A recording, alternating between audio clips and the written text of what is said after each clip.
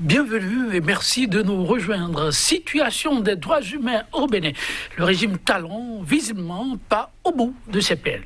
Des rapports accablants sur le sujet, c'est désormais à la chaîne qu'ils sont rendus publics les uns après les autres. Au devant des dénonciations, Amnesty International récemment offre avec la suspension du Bénin de la liste des pays sûrs. Comme pour ne rien arranger, l'ODHP récemment monte au créneau et parle d'une mutation des normes démocratiques sous le régime au pouvoir à une dictature autocratique. L'invite express qui aura suivi à l'endroit du premier magistrat la libération du peuple au détour d'une série d'actions.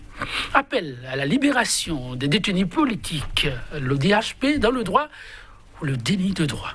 Le débat, ce sera dans un instant avec le premier porte-voix de l'organisation. En face de lui, un politique, le juridique et le politique pour se croiser dans un instant, mais avant, la une des journaux.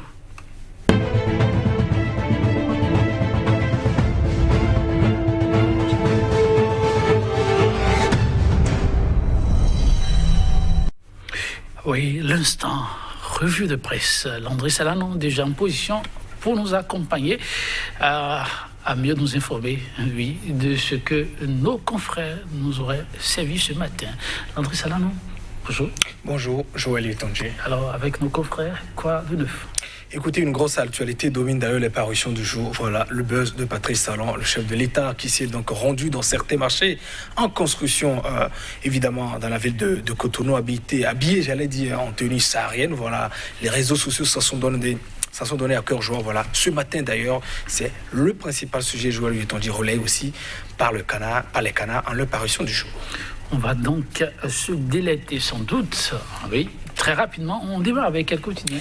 Nous démarrons avec le pays émergent. Le pays émergent qui nous parle donc de test de popularité du chef de l'État. Que cache la descente surprise du président Patrice Talon dans les marchés de Cotonou, s'interroge donc le journal. Et au quotidien, donc de préciser que la mayonnaise ne prend toujours pas. Le nouvel observateur s'intéresse toujours à cette descente du chef de l'État dans certains marchés de Cotonou. Patrice Talon dans les marchés de Cotonou, test de popularité ou la balade des gens heureux. Voilà l'interrogation donc du journal, le nouvel observateur. Et le quotidien de nous préciser, pour un exercice harmonieux du pouvoir exécutif, s'impose maintenant une révision constitutionnelle consensuelle. Voilà. Les précisions donc du journal. Et puis l'élection professionnelle de décembre prochain au niveau des associations, des syndicats, j'allais dire, les griefs de la CSTB contre le gouvernement, griefs publiés par le journal en sa parution du jour. Matin libre nous s'intéresse toujours à cette grosse actualité. À quelques mois de la présidentielle, Patrice Talon, subitement populaire, le chef de l'État serait donc-il devenu subitement populaire? Interrogation du journal faisant évidemment allusion à cette descente du chef de l'État dans certains marchés. Cette image de Patrice Talon, voilà, échangeant avec certaines bonnes dames. Et puis à 5 mois de la fin du mandat, on continue de promettre aux femmes, nous dit donc le journal, et parlant de la lutte contre l'utilisation des sachets plastiques, c'est un pétard mouillé. Conclusion de Matin Libre. Parlons aussi de cette marche des femmes pour la paix au Bénin. Les femmes ou bien les initiateurs sont donc satisfaits, nous dit par ailleurs le journal Matin Libre. Et puis, pendant ce temps, Fraternité pense évidemment qu'en tenue de combat, voilà, Patrice Talon lance plutôt l'offensive. Gouvernance de la rupture et présidentielle de 2021. Le journal de Ménotin qui pense évidemment que Patrice Talon avait donc arboré, voilà, la tenue de combat pour l'élection de 2021. L'éco-info nous penche légèrement sur notre sujet, mais toujours de la politique et la présidentielle.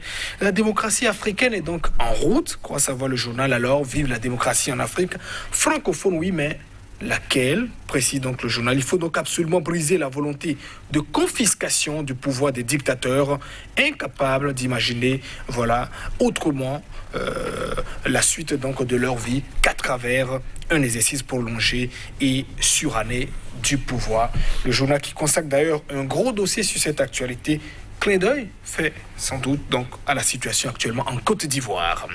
Et puis organisation de la 3e édition de l'élection professionnelle national en décembre prochain. Le secrétaire général de la CSTB, Kassa Mampo, dénonce les manœuvres du gouvernement. Il relève que durant donc le quinquennat en cours, Patrice Talon a donc foulé aux pieds le décret portant donc critères de représentativité des organisations syndicales. Le confrère de la matinée s'intéresse à ce poste vice-président prévu donc par la Constitution, disons de novembre 2019. Bénin, vice-président de la République, pourquoi créer un poste dont la vocation est d'exercer le pouvoir présidentiel et gouvernemental tout en l'éloignant de l'exercice du dit pouvoir? Vous avez la possibilité dans les colonnes du journal de lire donc la réflexion du professeur Ibrahim Salami, relayée ou publiée évidemment par le journal Confrère de la matinée. Et ce journal spécialisé, l'économiste avec lequel nous bouclons d'ailleurs, nous parle donc de ces échanges avec les médias, des opportunités sur la relance, post-Covid, des petites et moyennes entreprises de l'UEMOA étaient donc en jeu. Et puis réforme fiscale au Bénin, la facture normalisée, c'est l'autre casse-tête des petites et moyennes entreprises. Merci à vous, Landry Salanon. On démarre avec le Nouvel Observateur et sa grosse interrogation. Oui, le Nouvel Observateur qui s'interroge parlant donc de cette sortie du chef de l'État. C'était donc ce mardi dans certains marchés de Cotonou. Patrice Talon dans les marchés de Cotonou. S'agit-il d'un test de popularité ou une balade, ou la balade des gens heureux? Voilà l'interrogation du journal. Patrice Talon qui s'est rendu dans certains marchés en construction de Cotonou, également de PK3.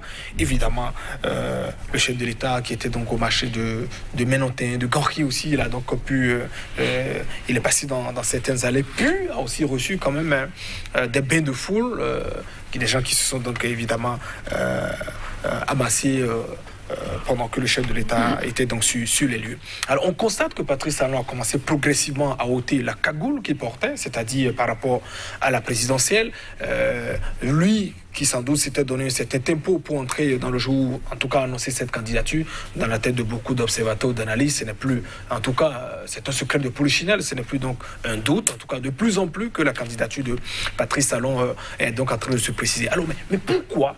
On peut donc s'interroger, c'est-à-dire avant de venir précisément à cette sortie, pourquoi on pourrait donc observer, c'est-à-dire cette difficulté du chef de l'État à faire entrer donc en scène, c'est-à-dire cette annonce de sa candidature, une fois encore, c'est-à-dire l'attitude du gouvernement dès le début de son quinquennat, lui qui s'était donc positionné comme l'anti-communication, c'est-à-dire l'anti-populiste, Bouriaï qui était donc qui aimait le populisme, il fallait donc pas faire comme Bouriaï.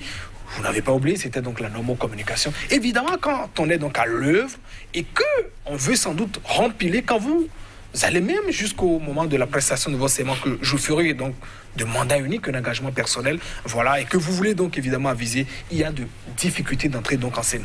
C'est pourquoi il faut toujours avoir de la mesure. On recommande toujours quand vous prenez une fonction, pas question tout de suite de remettre totalement en cause ce que votre prédécesseur a fait, ou bien de le traiter de tous les noms, parce que vous-même, vous êtes désormais donc à le don. C'est toutes ces promesses, c'est cette attitude, j'allais dire, du gouvernement qui pousse cette difficulté au chef de l'État d'entrer donc en scène. Et progressivement, il a commencé à ôter donc cette cagoule, et je crois que s'il le veut, il nous dit carrément, c'est-à-dire on l'avait dit, Monsieur le Président, la volonté c'est de respecter votre mandat unique, et s'il décide personnellement de ne pas respecter ce qui s'est dit même le jour de sa prestation de serment, problème peut-être uniquement selon la conscience du chef de l'État, on dira, mais il a quand même droit à un deuxième mandat. Donc, il faut qu'il ôte la cagoule s'il veut être candidat. Ils le disent carrément. En tout cas, pour beaucoup d'observateurs, ce n'est donc plus... C'est un secret de polichinelle. Alors, évidemment, quand on a envie, en tout cas, ou bien probablement d'aviser sur ce point, il faut aussi commencer donc déjà à avoir donc des tests de popularité. Cette sortie, on ne peut pas donc l'estimer, l'analyser sans évoquer évidemment la sortie des bonnes dames, c'était donc samedi dernier, pour appeler évidemment le chef de l'État à préserver la paix, les difficultés également au niveau du marché, cette descente du chef de l'État, même si c'est de dire, je vais voir tout de même ce qui se passait, comment évoluent donc les travaux sur le terrain.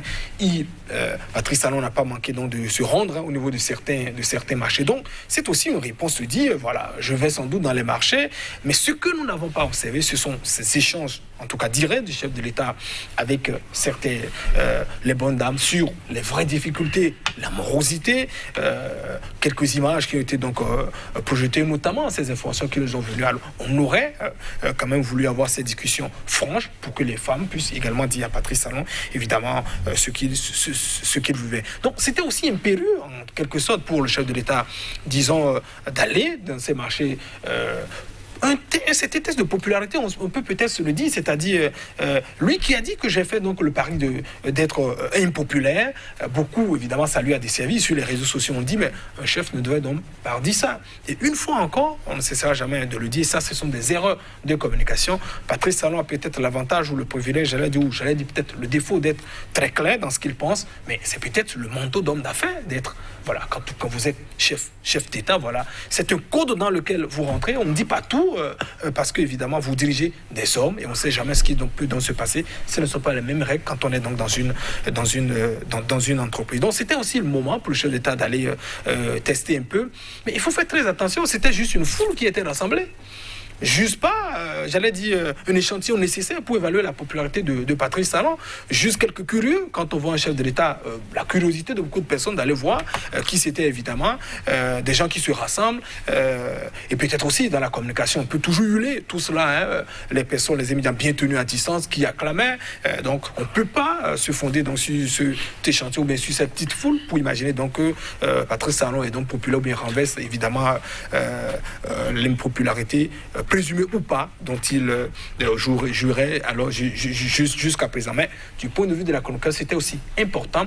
Et sur, par exemple, comment dit-on, la tenue du chef de l'État, un peu son accoutrement, il est sur le terrain, tenue saharienne, qui a fait sourire beaucoup de personnes. Vous avez vu d'ailleurs le buzz. On peut dire aussi, du point de vue de la communication, le chef de l'État, ou j'allais dire le régime, cherche aussi à marquer un peu de points, parce que celui évidemment qui a fait le pari de l'impopularité, quand il veut sans doute qu'on parle de lui, il faut évidemment des gestes. Et ça n'a pas raté avec cette tenue que Patrice Talon a donc arborée hier dans les marchés. Ça faisait également évidemment du buzz. Vous avez vu, les réseaux sociaux, c'était un peu comme du yo-yo, voilà.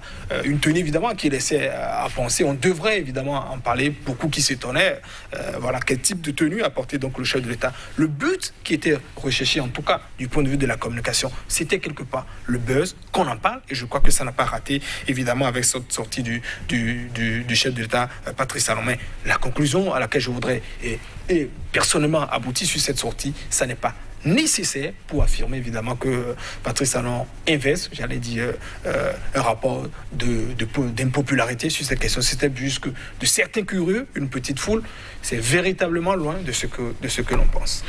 Et oui, nous restons avec les bonnes dames et c'est Matin Libre qui nous rapporte la nouvelle à 6 mois de la fin du mandat. Eh bien, toujours des promesses aux bonnes dames.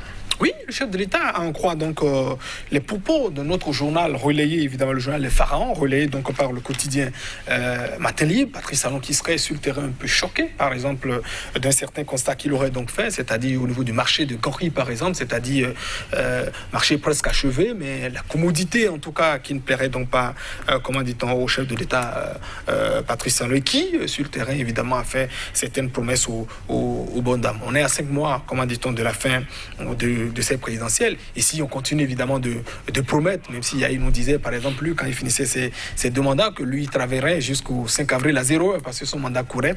Voilà, s'il y a 5 mois pour la construction ou l'amélioration de marché, on continue toujours de promettre. Cela, évidemment, il n'y a plus visiblement de doute sur une seconde candidature de Patrice Talon. Donc, oui, vous savez, on ne reprochera pas à un homme politique de dire je promets, je fais telle promesse, mais évidemment, on doit aussi se méfier de la réaction des gens. Et les réactions, par exemple, quand vous entendez les Béninois dire Patrice Talon 10 ans ou 50 ans, il faut véritablement se méfier, voilà, de ces propos très hypocrites que nous avons toujours observés.